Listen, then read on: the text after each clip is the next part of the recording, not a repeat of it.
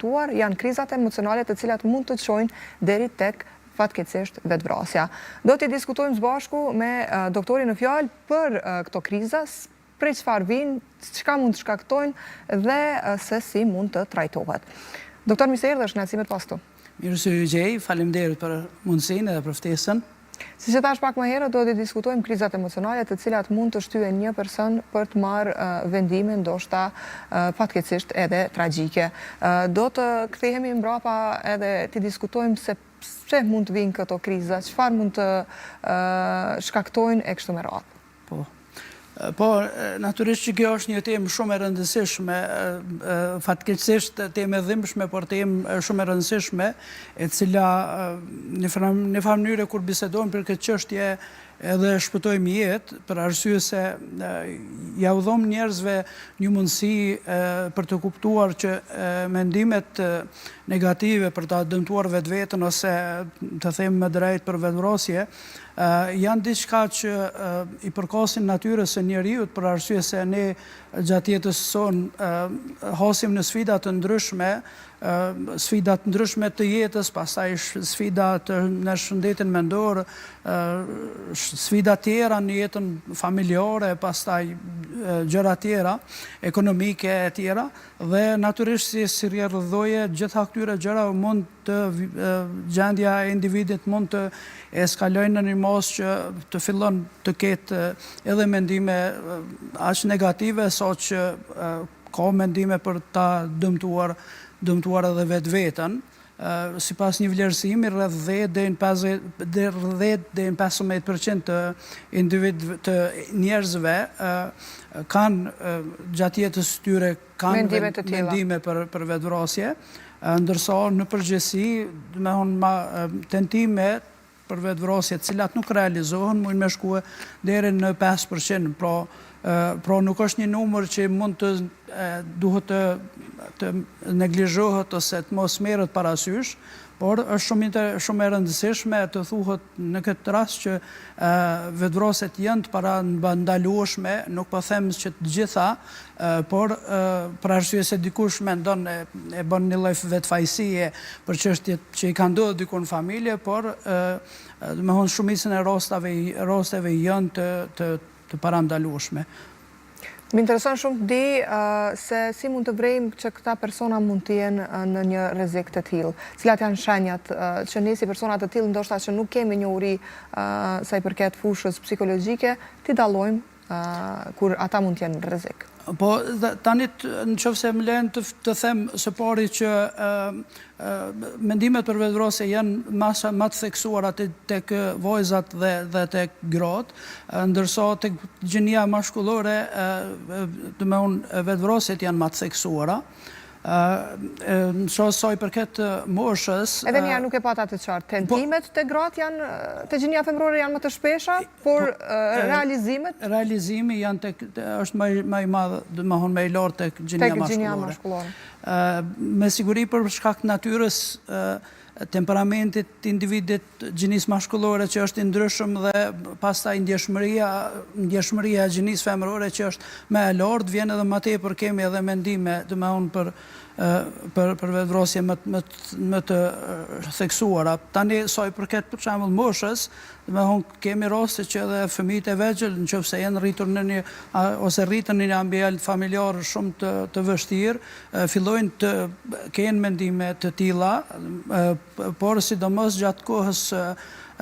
rinisë e hershme, pra pubertetit dhe kohës së pjekurisë, këto mendime shtohen dhe natyrisht që edhe mas moshës 65 vjeç 5% e njerëzve kanë mendime për vetvrasje. Tani vite ajo çështja pjesa tjetër që si të identifikojmë njerëzit që kanë mendime të tilla. Në shumicën e rasteve njerëzit, domethënë individ që vuajnë nga kjo problematik fillojnë të shfaqen në një mënyrë ose tjetër ta shfaqin atë pakënaqësinë vetë me jetën edhe me rrethin. Zakonisht individët fillojnë të tërheqen në vetvete pastaj largohen në mënyrë edhe prej komunikimit me familje, prej komunikimit pastaj me shoqëri, çrregull kemi tek ta individ kemi çrregullim të gjumit, pastaj ekziston mundësia e përdorimit të narkotikëve të ndryshëm, të alkoolit, për arsye se zakonisht këta individ vuajnë nga onkthi,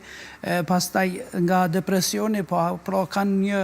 mënyrë të menduarit që janë një farë mënyre të pashpresë dhe një farë mënyre vetvrasjen e shohin si lloj lehtësimi për vetveten fatkeqësisht. Mirë po, pastaj këta individ fillojnë edhe të mos kujdesen për vetveten, pra në habitusin e tyre, në pamjen e jashtme vrehet që higjiena edhe normalisht që po për kujdesi për veten. E humbin atë dëshirën për ta pa vetveten mirë, për arsye se mungon ajo pjesë e vullnetit. Dhe natyrisht që këta zakonisht fillojnë përveç kësaj pjesës që duket nga anëtarët e familjes që e shohin ose shoqëria ose në vendin e punës, këta individ duken më të mbyllët, më të mërzitur, sikur ta kanë humbë një anëtar shumë dashur të familjes vet. Dhe pastaj ata natyrisht që varet prej rrethit ku jetojnë, fillojnë të tregojnë shenja që të mos interesimit për jetë. Ma mirë do të ishte mos të shanë këtë botë, pastaj mundit me fillu edhe me bo si lloj grithje të lëkurës, sidomos tek të rinjët, moshën e pubertetit. Po, janë shenjat paralajmëruese. Këto domethënë grithja e lëkurës me gjëra të ndryshme, të brehta, është më tepër e theksuar edhe tek gjinia femërore, për shkak ndjeshmërisë së tyre, por edhe tek gjinia mashkullore. Pastaj ka raste që fillojnë me përdor medikamente si qetësues ndryshëm, të cilat natyrisht tentojnë të marrin si diçka që ja ulëson gjendjen, mirë po ato ndikimin e kanë plotësisht kundërt, për arsye se ndikimi i tyre bjen dhe pastaj kemi ndryshim emocional, të disponimit, pra njëra prej shenjave është pikërisht që kemi ndryshime, për shembull, mund me qenë pak i gëzuar në fillim, pastaj mas një ore shumë i mërzitshëm, pra kemi një ndryshim të madh në disponimin e individit. Dhe tani te kjo pjesa e komunikimit, ata individ në shumicën e rasteve tregojnë që nuk janë në farë mënyre nuk janë mirë po është shumë e vështirë për shkak të për arsye se edhe turpërohen me fol, edhe frigohen edhe nga reagimi i familjarëve, dhe unë në këtë pjesë do të dëshiroja të ndolja posaçërisht të i ftoj të gjithë njerëzit së pari, njerëzit që kanë mendime negative, që mos ta marrin ato si një çështje që atu ku vjen mendimi negativ përfundon jeta, për arsye se e vërteta është krejt e ndryshme. Unë mendoj që atu ku vijnë mendimet negative, ato është një lloj alarmi që duhet ta kërkojsh ndihmën, dhe besoj që ndihmën duhet ta kërkon natyrisht që hapi i parë është nëse ka familje rrethin e ngushtë, të tregoj rrethit ngushtë, për arsye se është vetëm shenjë forcës tyre kur flet me familjarët, edhe aspekt hapi tjetër natyrisht është që të vizitoj psikiatrin në këtë rast, për arsye se psikiatri është individi adekuat i cili bën edhe diagnozën edhe trajtimin medikamentoz. Sa i përket familjes, unë i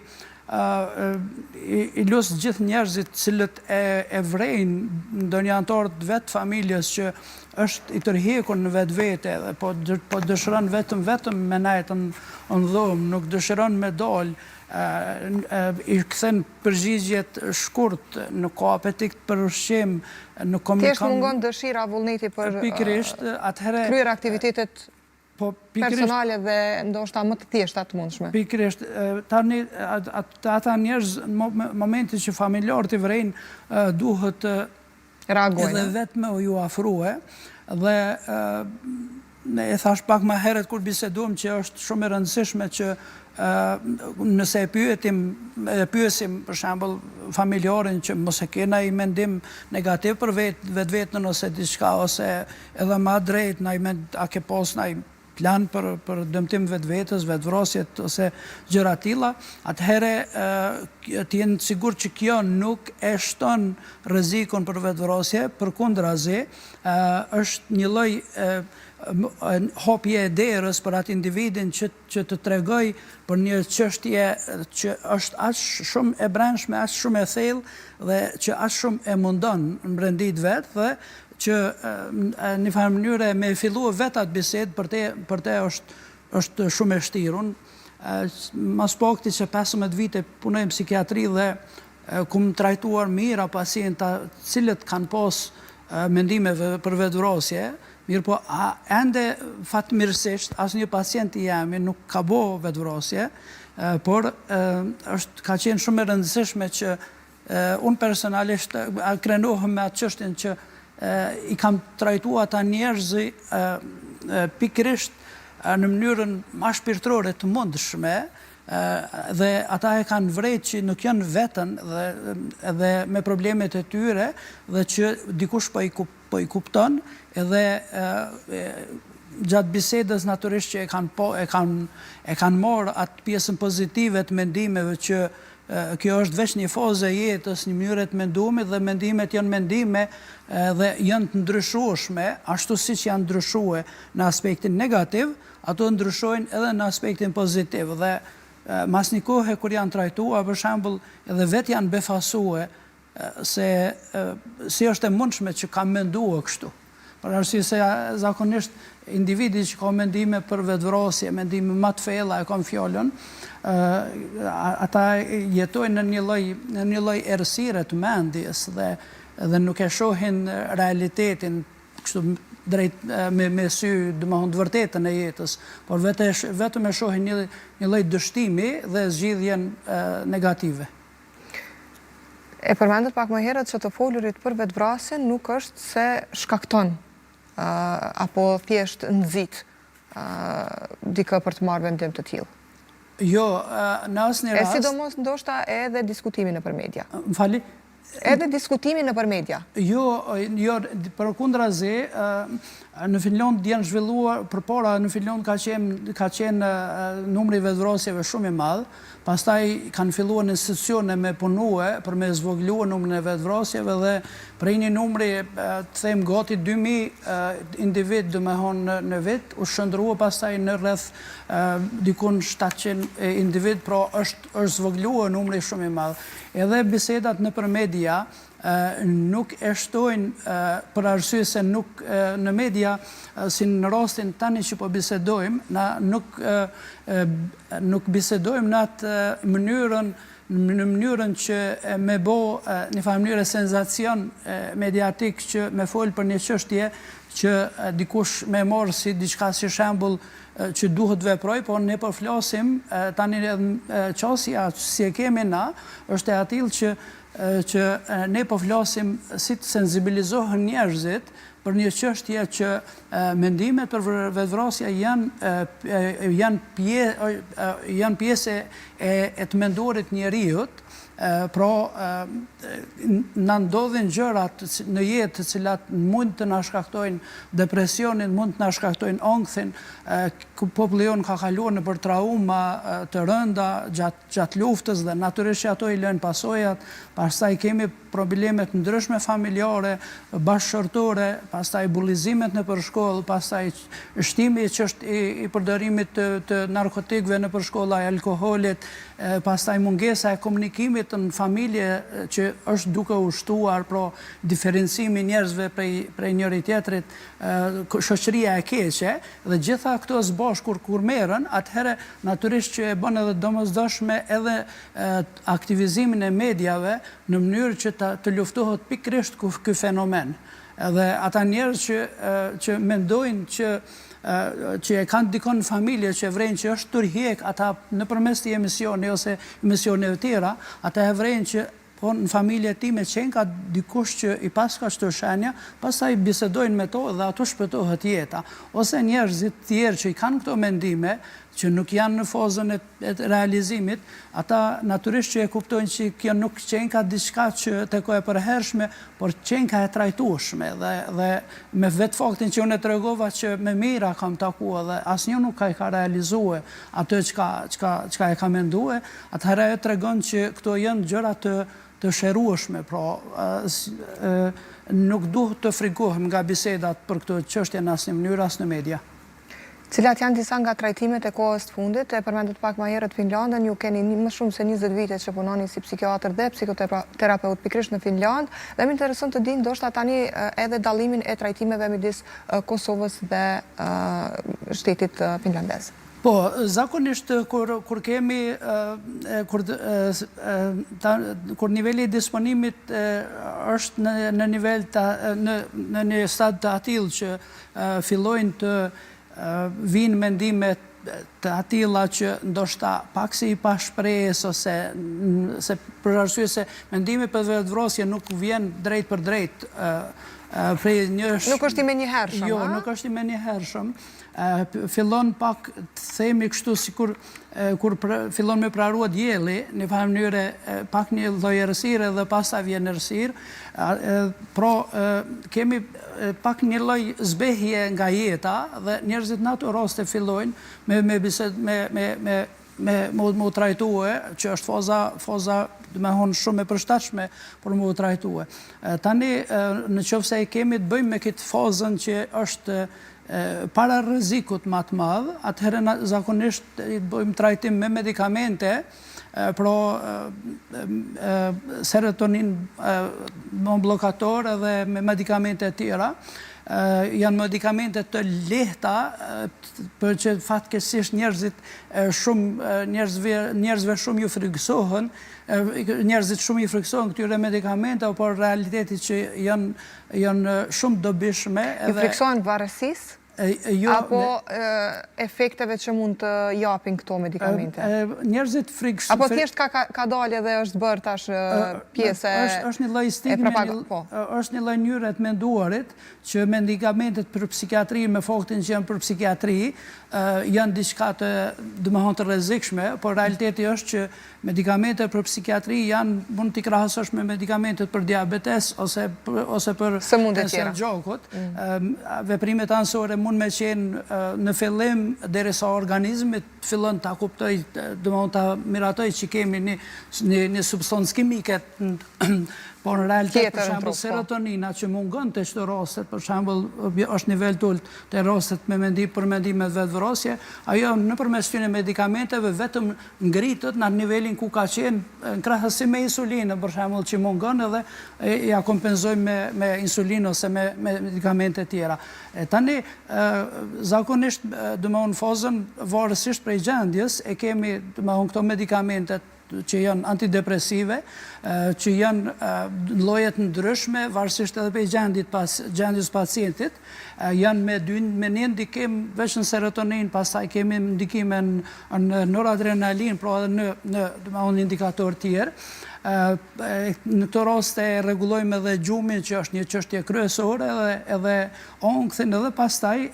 duhet gjithsesi kjo pjesa humane që është, që mjeku duhet me kuptuar tërësinë e çështjes, edhe familja natyrisht, që përse individ ka ardhur në një pozitë që i ka mendimet e atilla. Në rastet që janë shumë më të rënda, pra po flasim për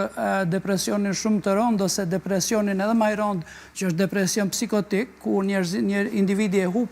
kontaktin me realitetin, me të vërtetën, pra ka iluzione, deluzionet ndryshme, halucinacione, atëherë në ato raste përveç medikamenteve, në raste shumë energjente, atje në Finland përdorim terapinë elektrokonvulsive, pra që është një metode trajtimi, nuk e di, kjo është metode vjetër e trajtimit, po në Kosovë nuk e di a përdorët, për arsye se don, për shembull, anestezinë, don një ekip caktuar për ta trajtuar. Një ekip multidisciplinar në këtë rast për ta trajtua? Po është shumë, domethënë kërkon pikrisht domethënë shumë aspekte, domethënë anesteziologun, konsultimin e kardiologut, analiza laboratorike paraproke, fotografi mushkrive. Çfarë shkakton kjo terapi? Nuk është se pas na ndëgjuar ndonjëherë, prandaj edhe po më intrigon me pyet. Tani zakonisht këtë terapi e japim për shembull 2 herë në javë dhe për një kohë të caktuar, për shembull për 4 javë, 2 herë në javë, pastaj kjo terapi, domethënë ky trajtim vazhdon me një trajtim për shembull mirëmbajtës, si të themi, mas një kohe, për shembull çdo 2-3 javë, çdo një muaj derisa të ndërprihet. Natyrisht që unë besoj që duhet jetë e kushtueshme dhe besoj që për atë arsye nuk praktikohet në Kosovë. Nuk praktikohet në Kosovë, por kjo terapi, më falni, shpëton jetë për arsye se përdoret, është një lloj, si të themi, një lloj ristartimi i trurit. Nuk ka efekte anësore me qenë se përdoret elektroshoku në këtë rast direkt tek pjesa e trurit? Më falni se nuk ndëgjova mirë. Nuk ka efekte anësore? Pikrisht për shkak që përdoret elektroshoku, tek pjesa më e ndihshme e njeriut, pjesa e trurit. Është efektet anësore nuk janë diçka që janë efekte negative, apo që mund të shkaktojnë pasoja. Ka efekte anësore kaluese, pra disa raste nuk kanë fare efekte anësore, mirë po të disa raste ka efekte, për shembull, që memoria e shkurtër i largohet, pra nuk i mon men gjëra që ka ndodhur në 2-3 muajshin e fundit, për arsye se bëhet një lloj ristartimi i trurit. Mirë po, ajo me kalimin e kohës pastaj kthehet, po ky rasti që e përmena që me çështjen e memorës janë shumë raste të rralla, po ne gjithmonë ja tregojmë pacientit që mund të jetë si mund të jetë kjo çështje, por ndryshe nuk ka rrezik as për ndolje zemrës, as për aspekte të tjera, domethënë është e rëndësishme natyrisht që duhet me i analizuar çështjen e tërë sistemit nervorës, që ka gjendjen e përgjithshme, për arsye se kjo terapi përdoret edhe tek me rastet me çrregullim bipolar, në rastet që nuk medikamentet nuk ndikojnë, nëse tek skizoafektiv, për shembull, skizofrenia e rënd, por edhe tek çdo rastet me depresion psikotik, që ky depresion psikotik më shumë të është zakonisht edhe tek rastet e nënave që lindin fëmijë, domethënë pas lindjes, domethënë kemi raste postpartum depression. Pikërisht dhe është një metodologji shumë e mirë që shpresoj që në Kosovë, nëse s'përdoret, do herë duhet përdoret. Pastaj ekzistojnë edhe mënyra tjera, stimulimin transkranial magnetik, e cila është një metodë shumë e lehtë dhe bën një lloj stimulimi i trurit, për ato nuk ka nevojë për anestezion as kurrë, por është shumë metodë e thjeshtë, por shumë e përshtatshme. Mirë po, domethënë më e rëndësishmja pe gjithave është që individi në një mënyrë një shoqëria ta kupton që mendime për vetvrasje ekzistojnë dhe mundësia për ta bërë ato ekziston, mirë po mundësinë ato gjëra mundemi me i minimizue, pra ne nuk duhet të mendojmë në atë aspektin që na e kemi në farë principi, thojmë, e ka shkrue Zoti, në një besimtarë në Zot, mirë po Zoti na i ka thonë mendje neve edhe na ka bo me zhvillue shëndetësinë, bornat edhe gjithçkafin, edhe na ka bo me kuptu njëri tjetrin, pra jem qenje njerëzore dhe për atë arsye në një farë mënyrë unë besoj që na i ka dërguar kompetencat tek njeriu në qëtë aspekt që me ndihmu njëri tjetrin edhe me i parandaluan mosën sa mundemi këto gjëra që janë shumë të dhimbshme për familjet. Më intereson të di, e keni praktikuar ju në Finland këto lloj terapi që i përmendët pak më herët dhe cilat kanë qenë rezultatet? Gjithmonë normalisht duke ruajtur privatësinë e pacientëve. Për rezultatet me medikamente edhe me terapia të dyat, po, të trijat në fakt, sepse e përmend edhe këtë tjetrën e stimulimit të trurit. Tani për sa i përket rezultateve, kjo terapia, domethënë e shokut elektrokonvulsiv është shumë e suksesshme për arsye se është e shpejtë, pra ndikon shpejt. Rezultati është i shpejt. Në krahasim me medikamentet në këtë rast, apo jo? Po, tani rezultati është i shpejt, tani është pak më e gjerë kjo pjesa në fat gjatë, po flasim për fazën akute, e cila e ndryshon situatën shumë shpejt nëpërmes kësaj metodologjie. Pastaj pjesa tjetër, pra ne nuk gëzojmë asnjëherë në psikiatri të bazohemi vetëm për shembull në këtë metodë trajtimit me shok, por medikamentet gjithmonë janë pjesë e këtij trajtimi. Dhe përveç medikamentet duhet të jenë pjesë e trajtimit në afat gjatë, për shembull me vite ose me muaj varësisht prej gjendjes, mirë po përveç kësaj pjesës me medikamente që janë shumë të dobishme. Unë kam taku pacienta që ta marrim shembull sot, ju më taku edhe mas një jave ju më taku ju kanë larguar plotësisht mendimet që i ka pas për vetvrasje. Pra është një individ tjetër, domethënë nuk mirë po kjo pjesa e medikamenteve nuk guxon të jetë pa pjesën psikoterapeutike, gjë e cila te ne shqiptarët fatkeqësisht, po edhe në botë në përgjithësi, kjo pjesa e psikoterapisë mungon. Pra ne japim medikamente, për shembull ngritim ato nivelet e serotoninës, dopaminës, noradrenalinës që e bojnë funksionin, e rregullojnë funksionin e trurit. Mirë po, në qoftë se individi përballet me të njëjtat probleme, ta marrim shembull, nuk gjen zgjidhje për ta marrim shembull problemet familjare. Për një situatë në cilën gjendet. Po situata të caktuara ose problemet e ndryshme ekonomike që shumë shpesh njerëzit munden me qenë milionera, mirë po disi bllokohet, pasuria është ajo që një farë mënyre ja merr edhe shëndetin edhe nuk mundet me bën një vendim që të loj onë është pasurinë të kujdesna për shëndet, ti hupit gjitha pasurisë, po të jam unë e prind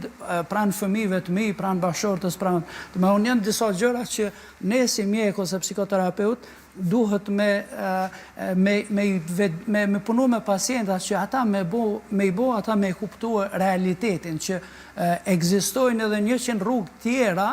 një herë më të mira se sa në krahasim me këtë rrugën që e ke mendua që është me e keq që e mundshme, dhe një çështje desha ta theksoj që ata njerëz që kanë mendime për vetvrasje, unë i lut shumë që të mendojnë në bazë natyrisht kapacitetit tyre, që kanë kognitiv, që asnjëri prej nesh nuk jemi vetëm një individ në këtë botë, edhe pse jemi individ, për arsye se çdo gjë që ndërlidhet me neve si individ, ndërlidhet me rrethin tonë, me familjen. Pra, unë kam takuar pacienta cilët, për shembull,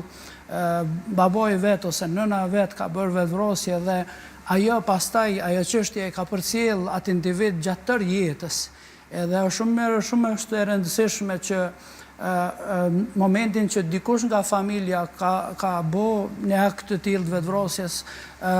është shumë rreziku ose tendenca që edhe dikush në familje më vonë ta bën të njëjtën çështje, është shumë më e madhe se te rastet që nuk kanë pas raste të tilla. Por është një çështje që e bën një lloj trashëgimie kulturore, epigenetike tek individët, kështu që nuk ekziston çështje më keqe që mundet njeriu të bëj ndaj vetvetes se sa me dëmtu vetveten. Doktor, jemi krejt të minutat e fundit të bisedës, krejt për fund kisha dashur ndoshta me marrë një këshill, një porosi nga ana juaj për gjithë ata që patën mundësi të na shohin, po sidomos për ata që ndoshta vetë se kanë dyshime për të afërmit e tyre, por edhe nga vetë individët të cilët mund të kenë mendime të tilla. Po, faleminderit, porosia ime është që besoni që tek psikiatri shkojnë njerëzit e mençur, edhe kjo është shumë e vërtet, prej asoj që ka e di une, dhe nuk ekziston investim më i madh se sa investimi në shëndetin mendor, dhe çrregullimet psikologjike, psikiatrike janë të shërueshme, ndoshta jetë një pjesë e vrogës në farë mënyre si kjo vroga që kam këtu një lloj shenje që është njeriu më i ndjeshëm, por si depresioni, si ankthi, si mendimet për vetvrasje, si çrregullimet e tjera janë të menaxhueshme, të shërueshme varësisht prej sistemit dhe prej nivelit, dhe natyrisht për familjarët u i lusë shumë që t'ju dhonë mundësi të afërmeve të vetë, familjarëve të vetë, sidomos bashkëshortës, prindrit, ose edhe kundërta pastaj prindrit fëmijëve, që në qoftë se tregojnë për një ndëllit caktuar që mund duket si katastrofale, mos të reagojnë me agresivitet edhe me dhunë, ose në qoftë se tregojnë që e pendje vetën depresionu, mos të zvoglojnë atë çështje me thonë, jo, më kur gjë nuk është kjo, se është e rëndëm të një shqiptarët, nuk në farë mënyre po të qojtë e hoxha, po të qojtë në farë mënyre faltoria, janë gjëra që nuk trajtohen me ato mënyra, pra duhet të merren seriozisht, për arsye se kemë bëjmë me ndryshimet brendshme në sistem nervor që trajtohen vetëm nga mjeku. Kraçi edhe një herë. Doktor, faleminderit për gjitha këto që ndajtë të bëni. Faleminderit shumë për mundësinë.